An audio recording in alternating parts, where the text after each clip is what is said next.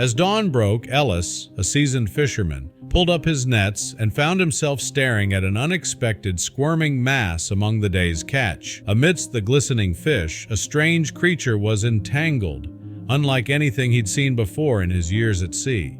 With a mixture of awe and concern, he sped toward the shore, the creature's faint movements urging him on.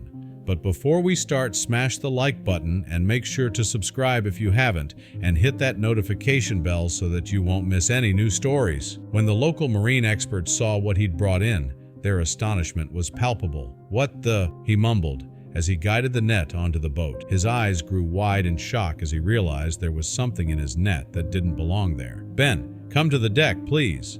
"ASAP," he said through his walkie-talkie to his captain. "What's up?" his captain asked skeptically.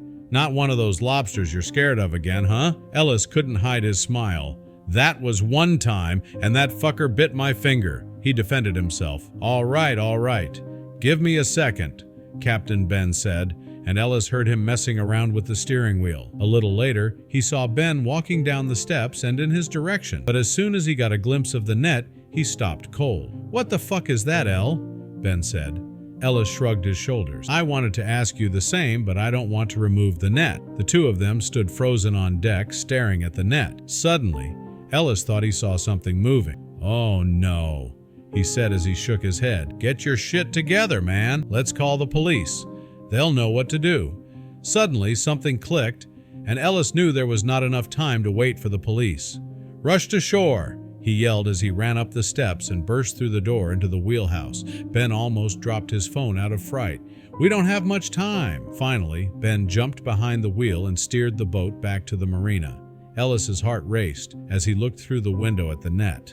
They were almost at the marina, and Captain Ben ordered Ellis to go down to be ready for docking, but Ellis was almost too scared to be even a few meters close to the net. "Don't be such a wuss!" Captain Ben snapped at him. He could be such a jerk sometimes. Taking a deep breath, Ellis walked down the steps but never took his eyes off the net. He saw the marina in the distance, and as soon as he was close enough to the dock, he jumped on to attach the ropes. Captain Ben came out of the wheelhouse, waving his hands in the air. "Nothing to see here." Curiosity turned to agitation as people jostled for a better look, their feet edging closer to the dock's edge. From the deck of a rusty trawler nearby, an old sailor with a weather-beaten face caught the crowd's attention. "Ever heard of the sirens of the deep?" he called out, his voice carrying over the noise. The crowd fell slightly quieter, drawn to his tales of mythical creatures that roamed beneath the waves, luring sailors to their doom. The old sailors' stories captivated the crowd, their faces lit by a mix of fear and fascination under the early morning sun. The mass of people grew, pressing in tighter. The net squirmed again, a reminder of the unknown they harbored. They edged closer, their bodies tensing as they prepared to face whatever came next, together.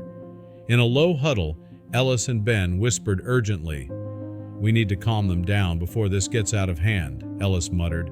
Together, they started rearranging the deck, trying to redirect the crowd's attention from the mysterious creature. As the sirens blared, a Coast Guard cutter sliced through the water, pulling up sharply beside the dock. Their arrival snapped every head around, silencing the crowd as officers stepped onto the shore. With authoritative strides, they made their way towards Ellis and the net, their uniforms crisp against the chaotic backdrop of the gathered townspeople. Quickly and efficiently, the Coast Guard officers began to set up a perimeter. Unrolling ropes and setting down cones, they cordoned off the area around Ellis's boat. Their firm voices cut through the buzz of the crowd. "Please, step back for your safety." This action brought a temporary order as people shuffled back, murmurs of curiosity and concern rising among them. Officers moved through the crowd, their presence calming yet assertive. "We'll resolve this quicker with your cooperation." As the officers neared the boat, Ellis braced himself, his eyes darting from the officers to the net. As the authorities neared the boat, the mysterious net began to wriggle again, more vigorously this time. Ellis stepped back, his eyes locked on the shifting mass. Ben held his phone tightly against his ear, pacing near the cabin. "Yes, it's unlike anything we've seen before," he said, voice tense as he described the situation to a marine biologist. He gestured emphatically with his free hand, outlining the size and behavior of the creature entangled in the net. Ben snapped his phone shut and turned to face the crowd, raising his hands for attention. "Experts are on their way. Just hold steady," he announced loudly, his voice carrying over the murmurs. His gaze met Ellis's, a silent message passing between them to stay calm. Two marine biologists, gear in hand, strode confidently towards the boat. They set to work, carefully separating the tangled seaweed and flapping fish from the net. The crowd held its breath, their eyes locked on the biologist's every move. Suddenly, a fierce storm blew in, scattering the onlookers and whipping the marina into a frenzy. People shouted as they scurried for cover, clutching their hats and jackets against the violent gusts. Rain and wind hammered down relentlessly, blurring the view and soaking everyone on the dock. Amidst the storm's rage, a swatch of fabric became visible among the seaweed and fish in the net, catching the attention of the onlookers. The biologists, noticing the fabric, speculated aloud about its origins. Could this be something intentionally hidden? The biologists continued their careful examination, their hands steady despite the challenging conditions, trying to detangle the mysterious material without causing any damage. As the storm abated, the media descended upon the marina, turning the event into a spectacle. News vans parked haphazardly, and reporters with microphones in hand rushed towards the dock, their cameras hoisted on shoulders. Ellis and Ben coordinated with local police to maintain order as the crowd and media tensions rose. They set up temporary barriers and directed foot traffic, trying to keep the area around the net clear. The police officers spoke firmly to the onlookers and the press, ensuring that the biologists had enough space to continue their work without interference. Cameras flashed and live feeds rolled, broadcasting the unfolding scene to curious viewers everywhere.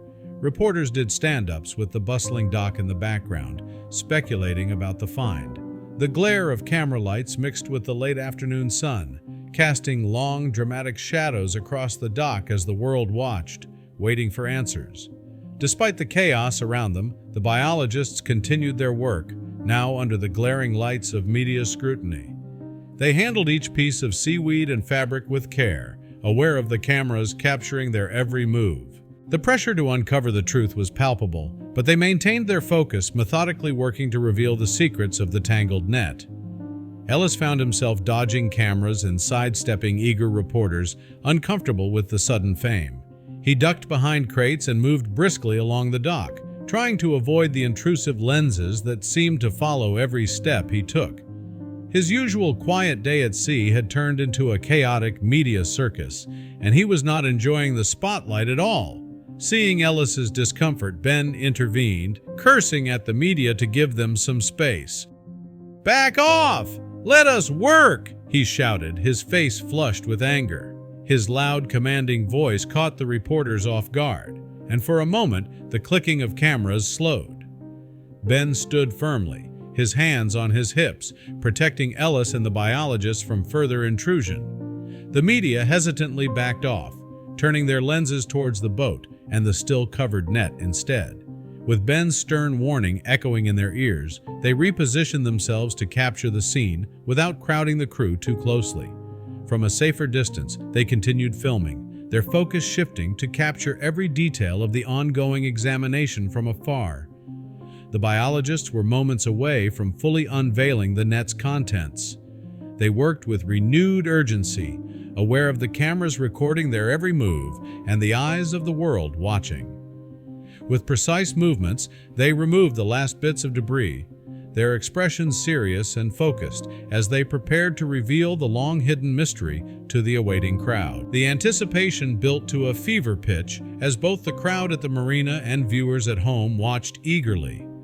People leaned forward, their breaths held in suspense, waiting for the biologists to complete their task. Every small movement was met with gasps and whispers, the air thick with excitement and curiosity over what would soon be revealed. The biologists finally cleared enough debris to reveal a highly realistic mannequin, its features startlingly human-like. The crowd peered forward as the last pieces of seaweed fell away, exposing the mannequin dressed in a faded pirate costume. Cameras zoomed in on the unexpected find, capturing the intricately detailed prop that had caused all the morning's commotion. Laughter mixed with sighs of relief and disappointment rippled through the onlookers. Some chuckled over the absurdity of the situation, while others shook their heads, amused yet let down by the anticlimax. A few clapped in amusement, relieved that the mystery had been resolved without any real danger, but slightly disappointed at the mundane outcome.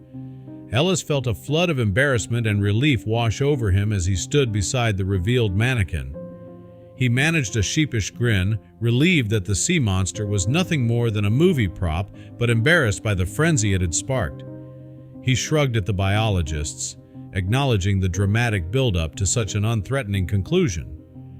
The crowd began to process that the sea monster was just a movie prop. Conversations bubbled up around the dock as people joked about the fearsome sea creature that had turned out to be a cinematic leftover. The biologists explained to curious onlookers that the mannequin was likely part of an abandoned film set, adding layers to the story. Tell us what you think about this story and share it with your friends. It might inspire them and brighten their day. If you enjoyed this story, you might like this one about a rich dad who was ashamed of his waiter son until one day he surprised him with his dedication to his work.